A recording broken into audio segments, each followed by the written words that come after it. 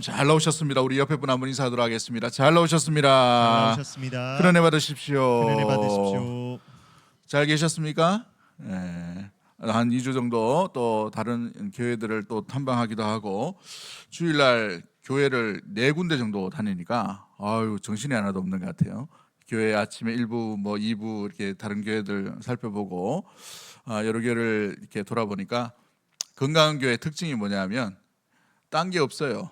시스템, 프로그램, 장소, 주차장 다 있지만 제일 중요한 게 그 교회에 예배가 살아 있어야 되는 거예요. 그 예배가 살아 있으려면 성도가 살아 있어야 되고 또 목회자가 살아 있어야 되겠지만 예배 가운데 부르심과 하나님의 은혜 또 하나님의 은혜의 부르심 가운데 어떻게 응답하는가 그 성도의 귀한 화답의 모습들로 주어지게 되겠죠.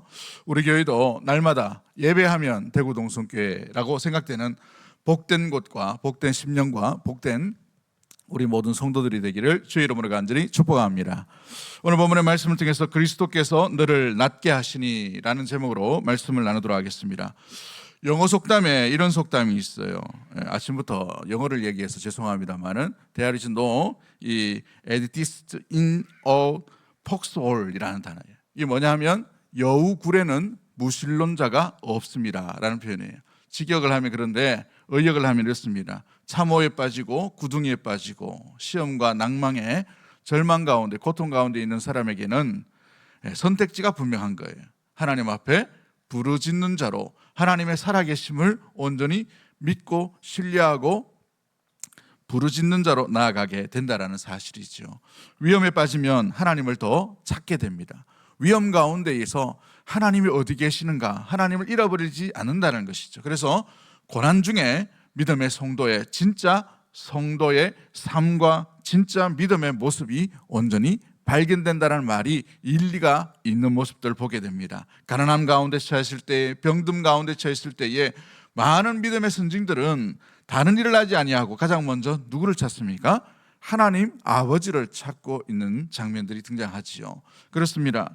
삶의 어떤 위험과 고통 속에서는 선택의 기로의 가운데에서 선택이 분명해져 가는 것을 보게 됩니다. 오늘 우리 하나님께서 이 사도 베드로를 이제 해안가 지역으로 또 보내시면서 그 가운데에 슬픔을 당하고 고통을 당한 믿음의 성도를 찾고 그 찾는 가운데에 하나님의 뜻을 그 주 예수 그리스도의 뜻을 온전히 전달하는 장면이 등장하지요. 사도행전 9장은 사울의 회심으로부터 시작되어서 이제 베드로의 두 이야기, 치유를 하는 두 이야기로 흘러가고 있음을 보게 됩니다. 하나는 이 룻다라는 지역과 또 하나는 욥바라는 지역에서 사도 베드로가 두 사람을 일으켜 세우는 모습을 보게 되죠. 한 사람은 8년 된 중풍병자요, 또 한 사람은 이미 목숨이 잃은 한 여인을 생명을 구하는 장면이 등장하고 있습니다. 9장의 구절을 이 32절부터 43절까지 잠깐 이 구절을 살펴보면 이렇게 되어 있어요. 베드로가 해안 지역으로 말씀을 전파하러 나가게 됩니다. 좀 굵게 이렇게 적어주세요. 나중에 첫 번째는 에니아라는 사람을, 이 룻다라는 지역의 에니아라는 이 사람을, 남자입니다. 에니아라는 사람을 고치게 됩니다. 8년 된 환자이죠. 그러므로 말미암아 결과가 뭔가 룻다와 사론의 사람들이 죽게 돌아오는 일들이 일어나게 돼요. 두 번째, 이제 욥바라는 지역이 룻다라는 소문을 듣고 이 다비다가 죽었다는 이야기를 전달하므로 베드로가 욥바로 가게 됩니다. 욥바로 가서 이 욥바 사람들에게 이 다비다를 살리는 장면이 나타나죠. 그로 말미암아 다비다가 살아남으로 욥바의 사람들이 드디어 주님을 믿게 되는 놀라운 기적 같은 일들이 일어나게 됩니다.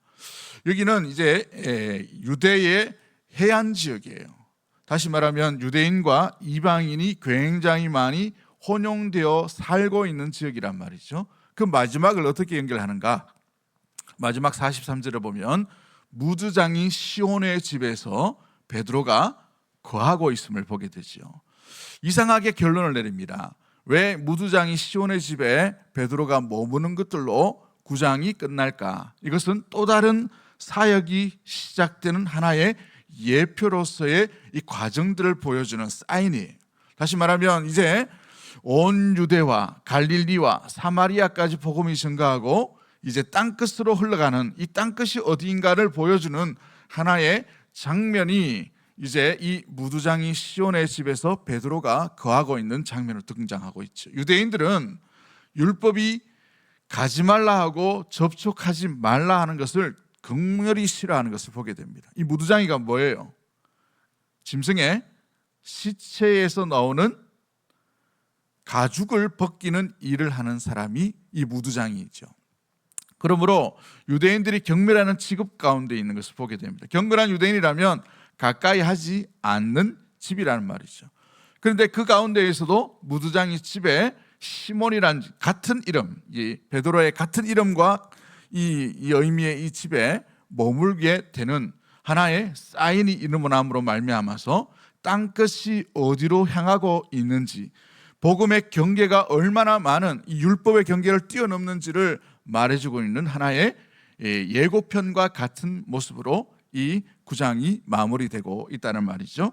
상당히 많은 부분을 다뤄야 되기 때문에 오늘은 첫 번째 기적에 대해서 우리가 포커스를 맞추고 말씀을 증거하려고 합니다.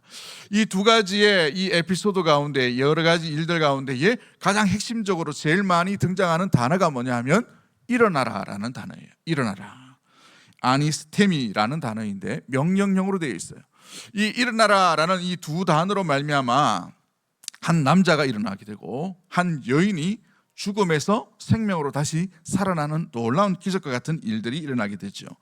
오늘은 첫 번째로 이 무엇보다 루다에 살고 있는 애니아라는 사람을 고치는 장면 가운데 우리가 묵상을 좀 하려고 합니다. 가장 먼저 우리가 기억해야 될 것이 뭐냐, 32절부터 41절까지 나오는 이 여러 가지 단어 중에 반복되는 단어가 여러 가지가 있지만 이제 9장을 들어가면, 사도행전 9장에 들어가면 제일 먼저 언급되어지는 단어가, 핵심적인 단어가 있어요. 그 단어가 뭐냐 하면 성도라는 단어가 드디어 등장한다는 단어예요.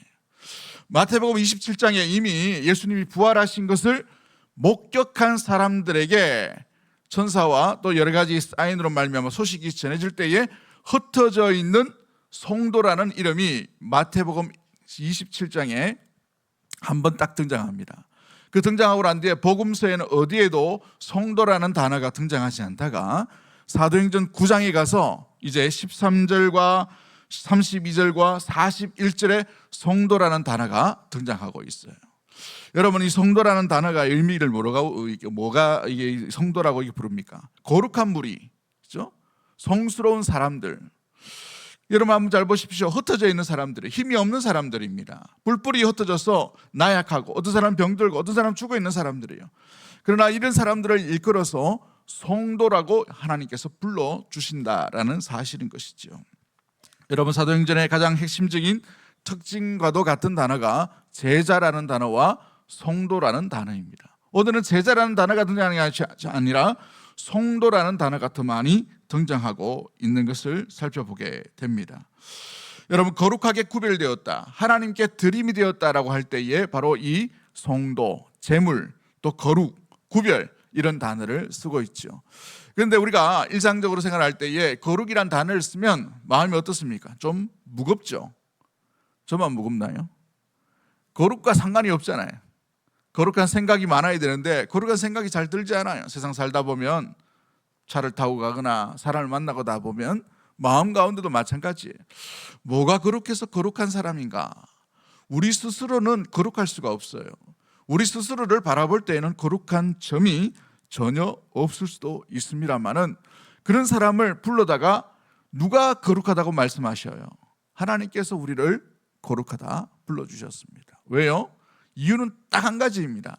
우리가 잘나서, 우리가 열심히여서, 우리가 착해서, 우리가 공의가 넘쳐서, 우리가 도덕적으로 깨끗해서 그런 것이 아니라 딱 한 가지예요. 예수 그리스도의 보혈 때문에 그런 줄 믿습니다. 그 보혈로 말미암아 우리가 의롭게 되었기 때문에 그런 것이죠.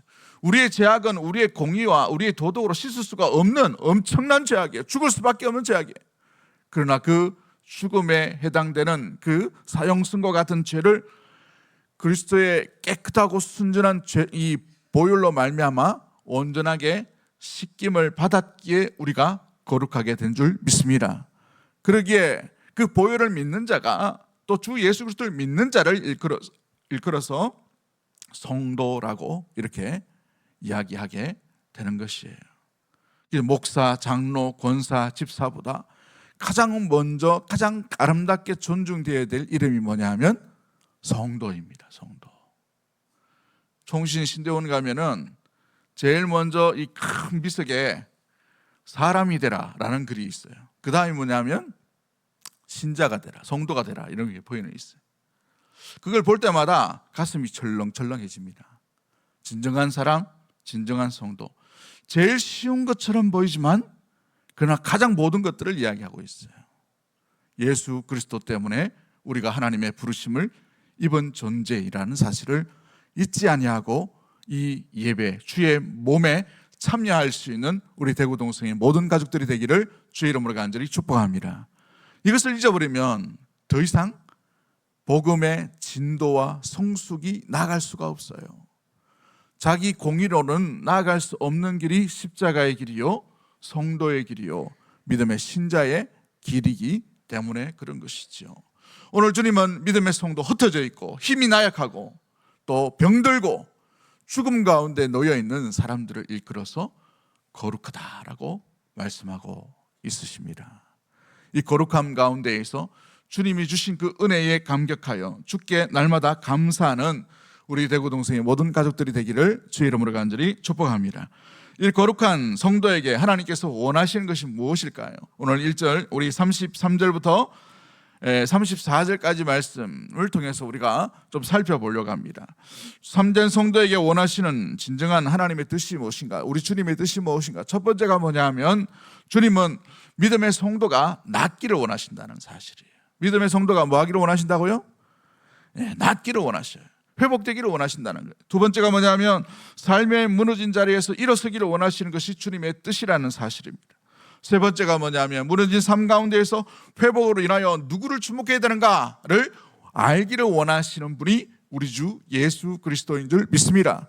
그러므로 말미암아 이 본문을 통해서 오늘 주님의 뜻하는 것이 성도를 통해서 교회 가운데 무엇을 요청하시고 요구하시는지를 한번 살펴보기를 원합니다. 첫 번째가 주님은 믿음의 성도가 병들고 지치거나 나약하거나 마음 가운데 실패의 자리에 머무는 것이 아니라 온전한 회복을 얻기를 원하시고 있다는 사실이죠. 우리 34절 말씀을 우리 다 같이 한번 읽어보도록 합니다. 34절 같이 봅니다. 시작.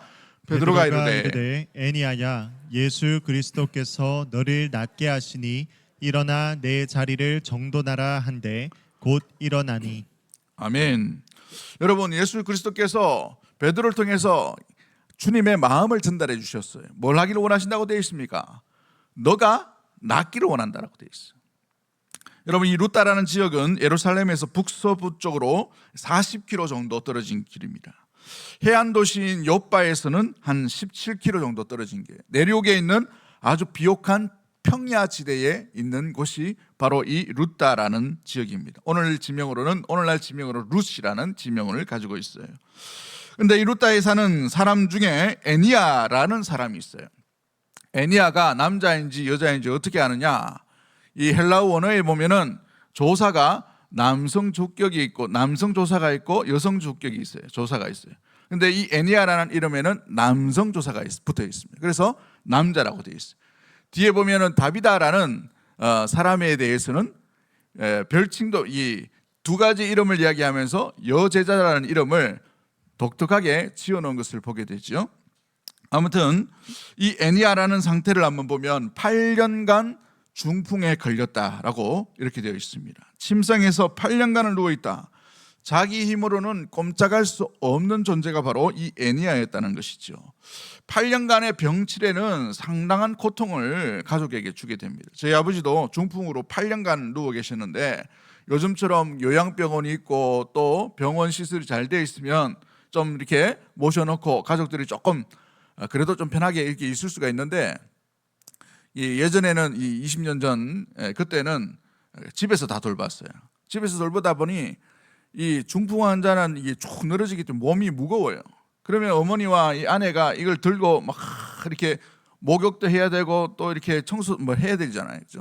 이게 얼마나 힘든지 온 가족이 다 달라붙어야 돼요.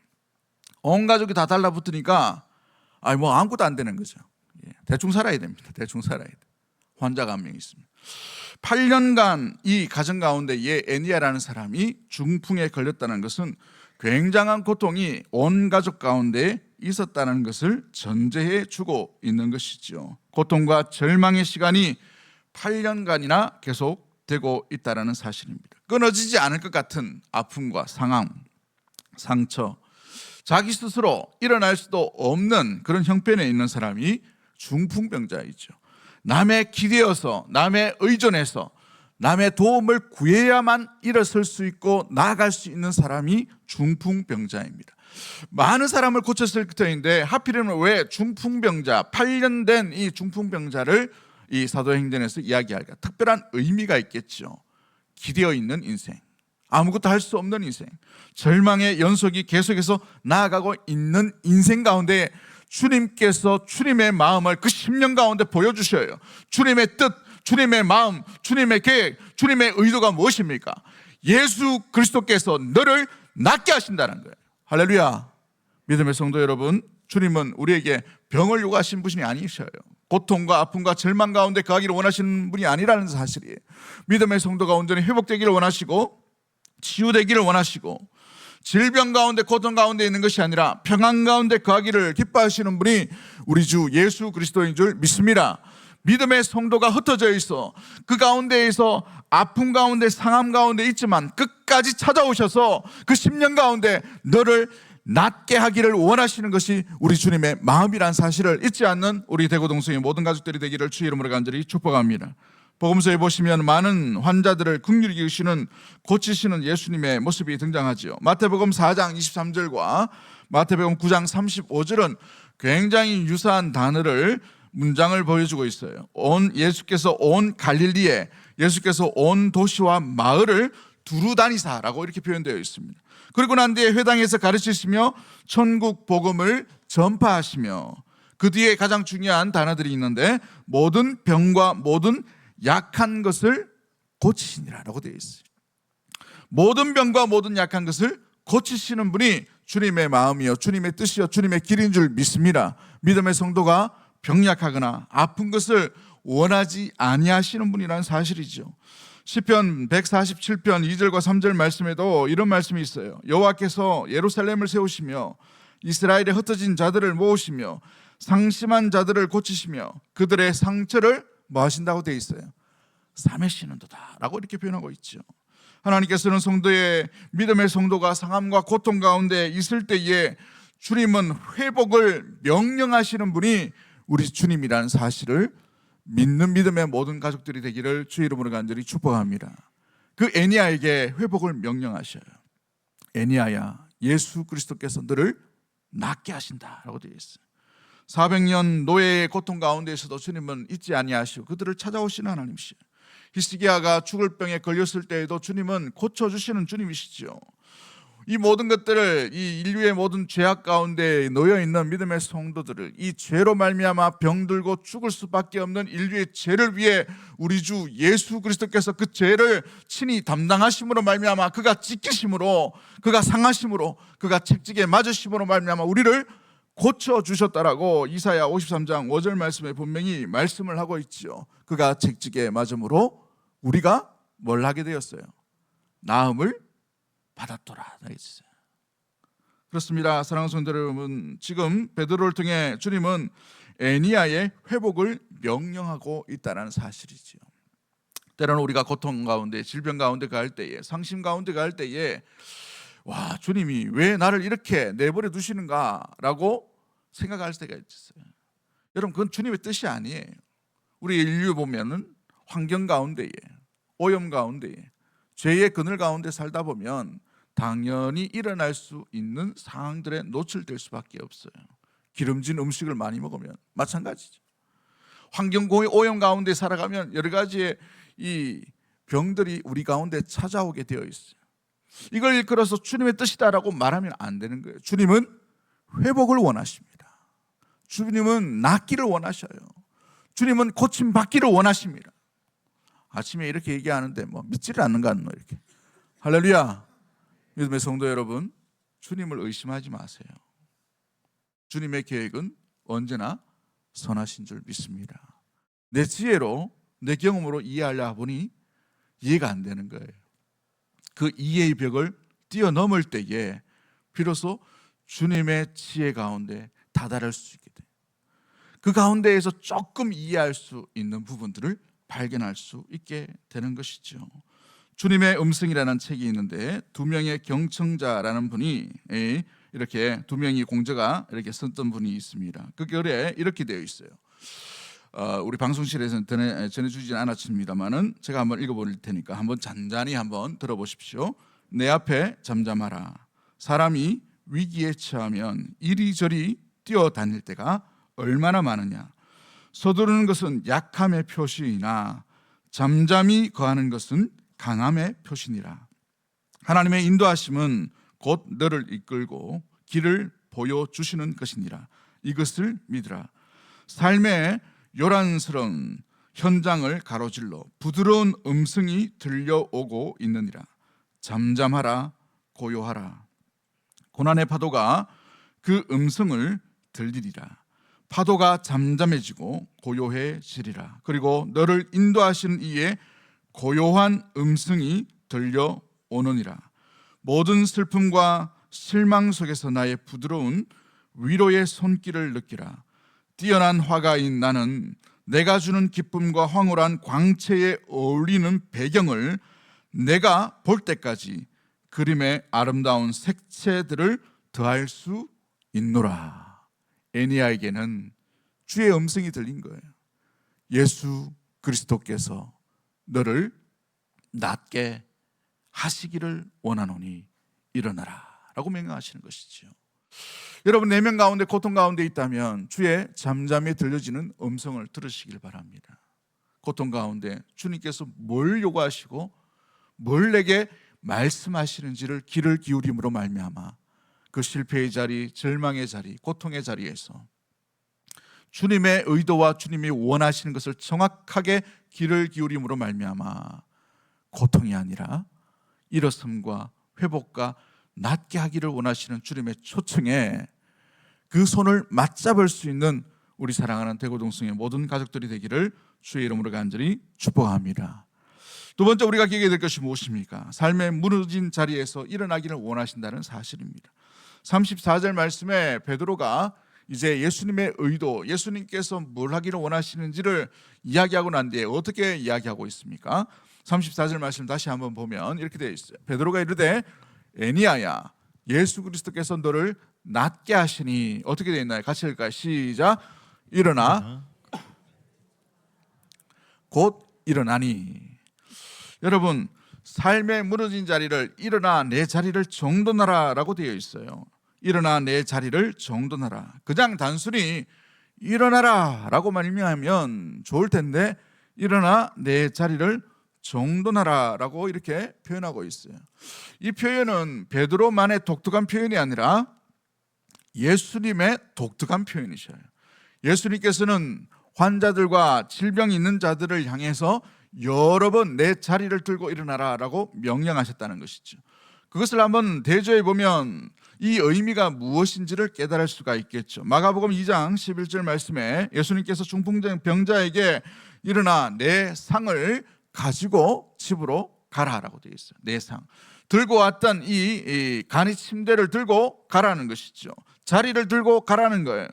요한복음 5장 8절에도 베데스다 연못 가운데에 38년 된 환자에게 예수님께서 명령하십니다. 내 자리를 들고 걸어가라라고 명령하고 있다는 사실이죠. 단순히 38년 되고 단순히 중풍병자가 이 실려온 그 침상이 더러워서 그것을 가져가라라는 의미가 아니에요.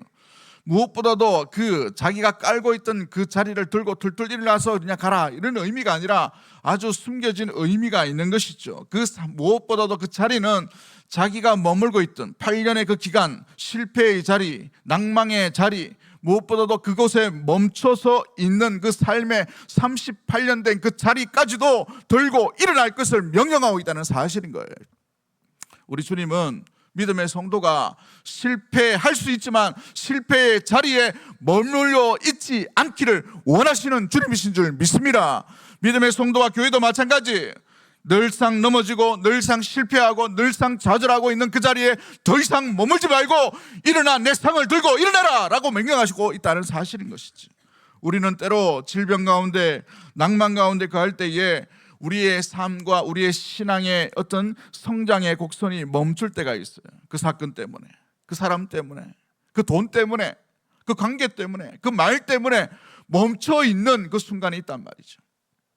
저에게도 멈춰섰던 순간이 있었습니다. 신대원 3학년 때 아버지께서 부도나시고 이제 완전히 집안이 풍지박산 날 때에 야, 우리 반 끝났구나 라는 그런 모습들이, 아무도 도와줄 수 있는 사람도 없고 도움을 구할 데도 없고, 무엇보다도 하나님의 일하심, 하나님의 역사하심이 멈춰 있구나, 내 신앙의 어떤 나아감이 멈춰서 있다라는 느낌을 강하게 들 때가 있었어요. 그러나 그것은 하나님의 의도가 아니셔요. 주님은 고난을 뚫고 환경을 뚫고 십자가를 통과한 뒤에 부활의 영광에까지 이르기까지 주님께서 함께 하시기를 원하시는 것이 주님의 뜻이요, 주님의 계획이요, 주님의 마음인 줄 믿습니다. 믿음의 성도가 38년 아니라 50년, 60년 실패하고 넘어지고 좌절하고, 무엇보다도 그 가운데에 실패했던 그 자리에 머물러 더 이상 있지 아니하고 온전히 나아가기를, 일어서기를 원하시는 주님이시라는 사실인 거예요. 주님께서 우리를 살려주시고 구원하시고 난 뒤에 그냥 내버려 두신 분이 아니에요. 이제 주님께서 원하시는 자리로 온전히 나아갈 수 있도록 주님이 그 자리까지 나아갈 수 있도록 기뻐하시고 또 기다리고 있다는 사실인 것이죠. 여러분, 왜 그 자리를 들고 일어나라라고 말씀하실까요? 이 복음서에 보면 10명의 악성 피부병을 걸린 환자들이 있죠. 옛날 번역으로는 문둥병입니다. 그런데 주님께 돌아왔던 사람은 몇 명이었습니까? 한 명이었어요. 한 명. 여러분, 우리가 기적을 기적으로만 바라보고 기적에만 포커스를 맞추면 이와 같은 신비한 것만 추구하고 살아가다가 주님을 잃어버려요. 주님을 온전히 만나지 못한다는 말이죠. 그런데 병에 이렇게 기적을 경험하고 난 뒤에 기적과 함께 살아가는 삶의 모습들로 나아가야 되는데 그러지 못해요. 대부분이 또다시 옛 과거로 자꾸 돌아가려고 하는 회귀 본능이 있다는 말이죠. 말씀을 준비하다가 어느 목사님이 얘기했던 자기 교회의 이야기를 듣게 되었어요. 그 내용이 뭐냐면, 어느 여집사님이 남편을 위해 기도해달라고 해가지고 온 교회가 기도하게 되었어요. 예수 믿지 않는 남편이었습니다. 그래서 기도를 했는데 그 남편이 심각한 간암에 걸리게 된 것이죠. 위험한 수술을 앞두고 있었는데, 그래서 정말 의사가 정말 이렇게 극적으로 이렇게 아주 잘 수술이 되었다고 해요. 그렇죠? 어떤 모든 것들이 잘 마무리되고 절제도 잘 되고 이렇게 해서 성도들이 많이 기도해주고 또 이렇게 했기 때문에 많은 이제 위로를 얻게 되었어요. 근데 이제 이 간을 절개를 하고 또 이렇게 수술을 하고 난 뒤에 자기 몸을 어떻게 해야 됩니까? 건강한 간이 생성될 때까지 육체를 잘 보존을 해야 돼요. 돌봐야 됩니다. 근데 이 남편이 질병에서 이제 암에서 해방되고 고쳐졌다고 생각되니까 또다시 한잔하는 거예요. 계속 한잔하는 거예요. 무리하게 계속 먹다가 재발이 돼버렸어요.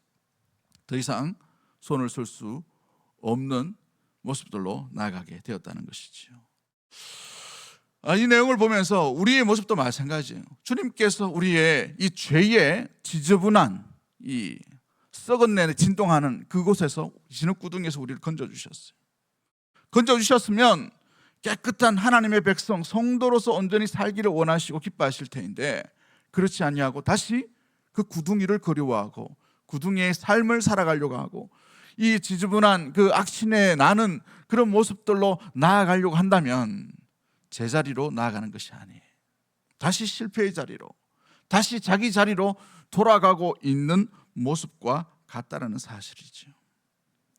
죄에 억눌려 있고 헝클어져 있던 삶, 그 그리스도의 보혈로 말미암아 온전하게 깨끗해지는 그 길로 온전히 나아가야 되는데 그렇지 못하게 되어 있다는 사실입니다. 사랑하는 성도 여러분, 우리에게도 혹시나 그와 같은 일들이 있다면 주님이 기뻐하시는 길이 아님을 우리는 기억해야 합니다. 주님은 우리의 실패인 자리가 더 이상 실패의 자리로 머물러 있지 아니하고 낭만과 절망과 우울과 고통 가운데 머물러 있던 그 자리를 떨쳐버리고 주님이 기뻐하시고 주님이 요구하시고 주님이 초청하시는 평안과 평강의 그 심령으로 나아가며 그 삶으로 살아가기를 기뻐하신다는 사실을 잊지 않는 우리 모든 가족들이 되기를 주의 이름으로 간절히 축복합니다. 과거를 돌아보지 마세요. 과거로 돌아가려고 하지 마십시오. 과거를 그리워하지도 마십시오. 과거에 내가 실패했던 것, 교회가 과거에 내가 머물러 있던 그 연약함 가운데 더 이상 머물지 말고 우리의 이 실패했던 38년, 10년, 8년, 5년, 2년의 그 모든 괴로움과 그 단절과 그 아픔에서 다시 한번 오늘 이 베드로가 이 애니아에게 명령하는 것처럼 일어나 내 자리를 정돈할 수 있는 우리 믿음의 모든 가족들이 되기를 주의 이름으로 간절히 축복합니다. 일어나 정돈하라는 말은요, 또 다른 의미가 내 자신의 자리를 펴라라는 의미를 가지고 있어요. 헬라 원어를 보면 스트로손, 이 세이아우톤이라는 단어, 세아우톤이라는 단어를 쓰고 있는데 이 단어가 뭐냐면 내 자신이 그 자리를 펴라는 거예요. 여러분 38년 된 환자와 8년 된 환자의 특징이 뭡니까? 남의 도움을 구해서만 겨우 이동할 수가 있어요. 남의 도움을 의해서만 겨우 밥을 먹을 수 있고 살아갈 수 있고 생존할 수 있다는 거예요. 남의 기댄 인생으로 살아갔다는 말이에요. 그러나 이제 남에게 기댄 인생이 아니라 전적으로 주님께 기댄 인생으로 내 자리를 들고 일어나라는 거예요. 할렐루야. 이것이 바로 주님께서 베드로를 통해 애니아에게 명령하고 있다는 사실인 것이죠. 질병은 질병만을 남기지 않습니다. 우리의 삶의 내면을 공격하게 되어 있어요. 질병이 오래되면 그래서 마음의 건강도 무너지는 것을 보게 돼요. 많이 만났던 목사님들 중에 우울증 비슷한 증세가 있는 목사님 몇 분을 만났어요. 너무 불쌍하기도 하고 너무 안 됐기도 하고 참 나도 저렇게 될까 싶어가지고 겁나기도 하고 마음의 병이 오게, 자기 내면을 자기 스스로가 지킬 수 없는 형편 가운데 가할 수밖에 없는 것을 보게 됩니다. 여러분, 우리 힘으로는 우리의 마음조차도 이길 수가 없어요.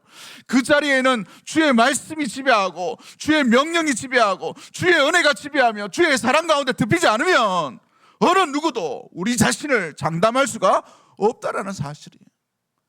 여러분, 우리 스스로를 이기려고 하지 말고 주의 명령이 우리의 내면 가운데 그대로 들어올 수 있도록, 주의 사랑이 우리의 머리부터 발끝까지 온전히 덮으실 수 있도록 우리 자신을 내어드릴 수 있는 여러분의 자리를 들고 주님께로 나가는 우리 대구 동성의 모든 가족들이 되기를 주의 이름으로 간절히 축복합니다. 그렇습니다. 그래야만 더 이상 실패에 속지 아니하고 내 감정에 속지 아니하고 사회의 이상한 가치에 현혹되지 아니하고 오직 그리스도로 인한 가치만으로 일어설 수 있는, 그런 말미암아 남의 기대는 인생, 내 감정에 기대는 인생, 내 것으로 말미암아 살아가는 인생이 아니라 진짜 주 예수 그리스도와 함께 살아가는 온전한 인생으로 일어서게 될 줄 믿습니다. 사랑하는 성도 여러분, 그러기에 진정한 자유를 누릴 수가 있게 되는 것이죠. 마지막 세 번째로 우리가 기억해야 될 것은 이 일로 인하여 성도를 주님께서 기대하신 것이 무엇입니까? 누구를 주목해야 되는가? 35절 말씀 우리 한번 보도록 합니다. 35절 말씀을 바라보죠. 35절 말씀 시작. 룻다와 사론에 사는 사람들이 다 그를 보고 주께로 돌아오니라. 아멘. 누구에게로 돌아오다라고 되어 있어요? 주께로 돌아오다. 여러분, 기적만 바라보는 이 신기루와 같은 신앙생활은 굉장히 위험할 수가 있어요. 이거 대주시면, 저거 대주시면, 이게 있으면, 이런 사인이 있으면 이건 굉장히 위험할 수가 있어요. 왜냐하면 그 은혜와 그 기적과 그 놀라운 응답이 지나고 나면 응답을 해 주시는 분, 기적의 주인공이시고 함께 하기를 원하셨던 그분을 잃어버릴 가능성이 많기 때문에 그런 것이죠. 그러기에 기적만을 바라는 것이 아니라 기적의 주체이신 주님을 주목할 수 있는 우리 대구 동성의 모든 가족들이 되기를 주의 이름으로 간절히 축복합니다. 오늘 이 큰 기적을 통해서 이 룻다에 사는 사람들은 주님께 돌아왔다라고 되어 있어요. 헬라어 원어로 보면 돌아오다라는 말은 주목하다라는 거예요. 주목하다, 바라보다라는 거예요. 우리는 누구를 바라보고 신앙생활하고 있나요? 왜 성도들이 오늘 살아가는 믿음의 사람들뿐만 아니라 사회 사람들이 왜 이렇게 행복하지 못하게 행복의 개념을 놓쳐버리고 살아갈까요? 만족을 누리지 못하고 살아갈까요? 가족에 대한 만족도 누리지 못하고 사회에 대한 만족도 누리지 못하고 내 옆에 있는 가장 사랑하는 사람에 대해서도 만족을 누리지 못할까요? 누구 때문일까요? 그 사람 때문일까요? 아니에요. 나 때문에 그런 거예요. 나 때문에. 모든 문제의 포커스는 나에게 있어요. 내 안에 주의 평안과 사랑과 소망과 인내와 양성과 충성의 마음으로 나가야 되는데 다른 마음이 들어온 거예요. 경쟁심이 일어나게 되었습니다. 시기심이 일어났어요. 질투가 일어납니다. 우울함이 일어납니다. 세상이 주는 이 공허함이 우리를 지배하게 만들어버렸어요. 이와 같은 것들이 있을 때에는 항상 그 포커스가 주를 주목해야 되는데 나를 주목하게 되어 있어요. 내게 없는 것을 주목합니다. 내가 가진 것들로 인하여서 힘이 들어가게 되어 있어요. 대표적인 예로 아담과 이브가 하와가 뭘 따먹으려고 합니까? 선악과를 따먹으려고 하죠. 사탄이 뭐라고 얘기하죠? 따먹으면 누구와 같이 된다고 얘기합니까? 그렇죠. 하나님이 지으신 하나님의 형상으로 나가는 게 아니라 하나님처럼 될까 하노라고 되어 있어요. 그게 죄의 욕망인 것이죠. 죄가 어느새 우리의 생각과 마음을 지배할 때에 하나님을 주목하게 하는 것이 아니라 어느샌가 나를 주목하게 되어 있어요. 내가 오늘 이렇게 예배드렸어. 내가 오늘 이렇게 헌금을 했어. 내가 오늘 이런 봉사를 했어. 내가 이런 충성을 했어. 내가 이런 삶을 살아가는 사람이야. 자기 의로 충만한 곳에는 평화가 없습니다. 평강이 깨어지게 되어 있어요. 오직 그리스도의 의만이 충만한 곳에 진정한 평화와 평강이 임하게 되는 줄 믿습니다. 우리의 삶과 우리의 예배와 우리 교회가 누구를 바라보고 누구를 주목하는지 날마다 우리 자신의 삶을 점검하고 돌아볼 수 있는 우리 믿음의 모든 성도들이 되기를 주의 이름으로 간절히 축복합니다. 말씀을 맺습니다. 그러기에 우리 주님은 우리의 소망이 되어 주시는 것이죠. 말씀을 준비하다가 여러 번 예화를 바꿨는데 그 예화 중에 하나의 예화가 있어요. 이번에 방문한 어느 교회에 어느 목사님이 설교를 하시다가 잠깐 자기 간증을 하시더라고요. 미국을 잠깐 들어가셨는데 미국을 들어가시면서 어떤 분이 갑자기 찾아와서 기도해달라라고 이렇게 합니다. 그냥 농담처럼 들린 그 기도였어요. 그 기도가 내용이 뭐냐면 자기 아들이 이 지역에 달라스 지역에 살고 있는데 이 뉴욕 쪽 이렇게 있죠. 동부 지역에 있는 아주 유명한 아이비리그의 대학에 합격을 한 거예요. 근데 이 아이비리그는 등록금이 굉장히 비쌉니다. 그러니까 자기는 이제 그 도너스 가게 그 직원이에요. 남편도 없고 돈이 없죠. 융자도 나오지 않는 그런 상황이에요. 돈이 안 나오니까 아이를 더 이상 뒷바라지 할 수도 없고 등록금을 댈 수도 없고 아이도 뭔가 돈을 뭔가 해야 되는데 할 수 있는 방법도 없는 거예요. 이제 한 일주일 정도 마감 시간이 남았다고 해요. 그런데 포기하는 마음으로 그 목사님에게 기도 좀 해달라고 이렇게 얘기하게 된 거예요. 그리고 잊어버렸습니다. 근데 며칠 뒤에 이 도넛 가게 일하고 있는 이분에게 열심히 일하고 있는데 그 가게로 한 100인이 들어오게 된 것이죠. 마침 교회 관련된 티셔츠를 입게 되는가 봐요. 영어로 뭐 쓰여지는 것을, 그죠? 그걸 유심히 보던 그 100인이 예수 믿으시는 사람이냐고 이렇게 물어봅니다. 그러니까 이 여인이 확신이 없는 거예요. 나는 교회는 다니지만 예수님은 잘 모르겠다고, 예수님 살아계신 것도 잘 모르겠다고 그렇게 얘기하는 것이죠. 그렇게 하니까 이 백인과 잠깐 이야기를 하다가 마침 이렇게 얘기합니다. 나는 예수님을 믿는 사람이다 라고 이 백인이 이야기하는 것이죠. 그러면 하나님이 살아계심이 어디 있느냐라고 약간 이렇게 말을 주고받게 되었어요. 그러다가 우연히 하나님이 살아계시다면 내 아들이 지금 아이비리그 이 좋은 학교, 미국 사람도 가기 어려운 그 학교에 들어가는데 왜 학교를 못 가게 이렇게 되었냐, 이런 여러 가지 좀 이야기를 하게 됩니다. 그 학교가 어디냐라고 물어보니까 그 학교가 콜롬비아 대학이다 라고 얘기합니다. 그러다니 이 백인이 한참 듣더니 이렇게 얘기합니다. 나는 이사 온 지 2주 정도 되었는데 마침 이 남서부 지역에 그 콜롬비아 대학의 총동창회 회장이다라고 얘기하는 거예요. 내가 하나님이 살아계심을 좀 증명할 수 있는 방법이 있을 것 같다라고 그렇게 얘기합니다. 만약에 며칠 안으로 풀 장학금을 받는 서류가 혹시 온다면 하나님이 살아계신 것을 진짜 믿으셨으면 좋겠다.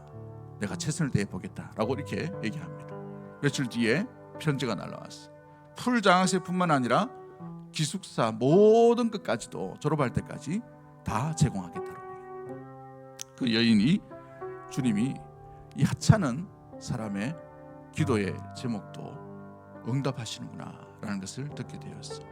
융자금 나오게 해달라, 돈이 좀 융통하게 해달라, 작은 그 목소리였는데 주님은 그 가정에 정말 살아계심을 보여주시게 되었다는 사실이죠. 사람이 한 것이 아니라 하나님이 보내신 거예요. 하나님이 들으신 것이죠. 하나님이 듣고 계시는 것이고, 하나님이 믿음의 성도를 놓치지 아니하시고 낮게 하시기 위하신 놀라운 발자취인 줄 믿습니다. 사랑하는 성도 여러분, 여러분은 지금 어디에 지금 연약함들이 나오고 있는가요? 육체의 연약함이 있으십니까? 물질의 연약함이 있으십니까? 관계의 연약함이 있으십니까? 마음의 연약함이 있으십니까? 그 자리에서 얼마나 오래도록 머물고 있나? 2년, 3년, 8년, 38년 그 오래된 자리 가운데 그곳에 머물러 있지 아니하고 오늘 주님께서 베드로를 통해 보내주신 그 생명의 말씀처럼 일어나 내 자리를 정돈하고 스스로 주 예수 그리스도와 함께 믿음으로 나아가는 믿음의 모든 가족들과 심령들이 되기를 주의 이름으로 간절히 축복합니다. 우리 이 시간 주신 말씀 생각하면서 한번 기도하도록 합니다. 기도할 때에 주님, 나에게 이런 연약함이 있습니다. 부족함이 있습니다. 주님의 뜻은 우리의 심령을 고쳐주시는 그 귀한 계획인 줄 믿사오니 주여 나를 불쌍히 여겨주시고 긍휼히 여겨주시옵소서. 나를 고쳐주시옵소서. 내 속에 들어와 주시옵시고 나를 지배하여 주시옵소서. 그 실패한 자리에 더 이상 머물러 있지 아니하고 돌아가지 아니하고 주님이 부르시는 그 자리, 주님을 주목하는 그 자리, 주와 함께 나아가는 믿음의 삶, 성도의 삶을 살아가는 우리 믿음의 심령, 우리 교회가 될 수 있도록 도와달라고 주신 말씀 생각하며 우리 주여 한번 외치고 동성으로 합심해서 기도하도록 합니다.